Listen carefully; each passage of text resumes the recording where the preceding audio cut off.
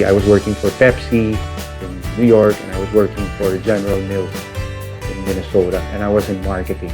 And continuously, my grandparents were saying, hey, we want you to come back.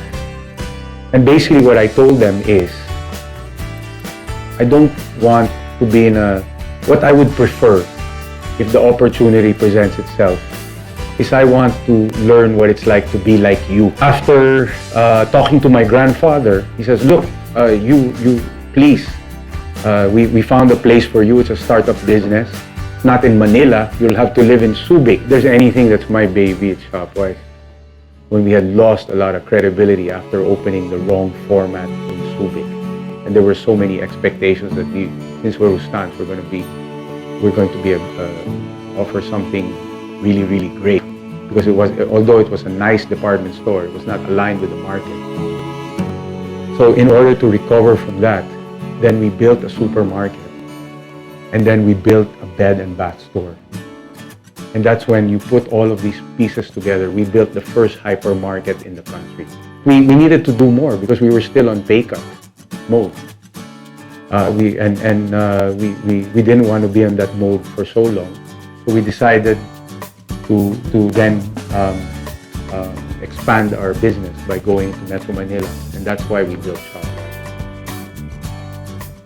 Well, my whole career, I've taken on really at least for me, they've been really, really tough projects, tough businesses, tough challenges.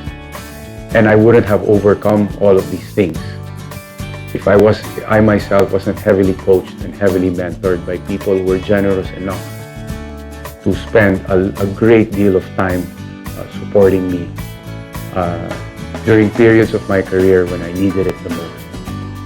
And another thing I learned from that experience in Rustan's is, number one, you have to build relationships.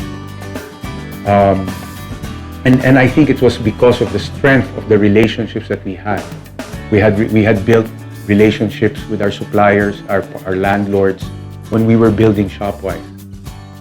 And it was not only strong from a working standpoint, but even then, also from a personal standpoint. We took over Rustan's by doing a complicated, we call it an asset lease agreement. And Ayala trusted us. When we took over the supermarkets,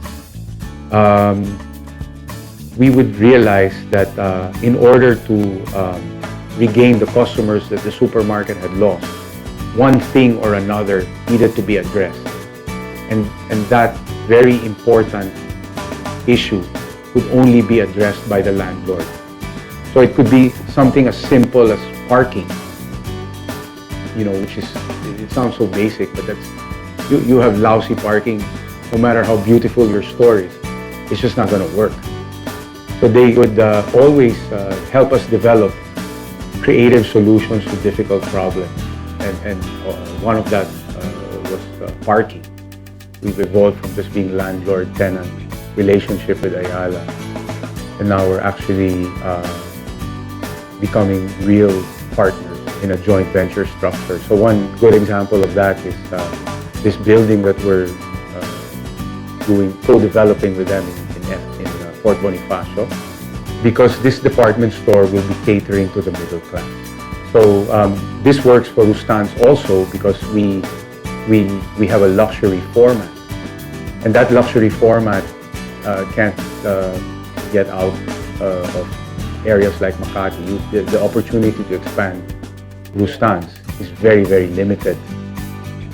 But so we've also had a long-held aspiration to one day build a department store that would cater to the middle class.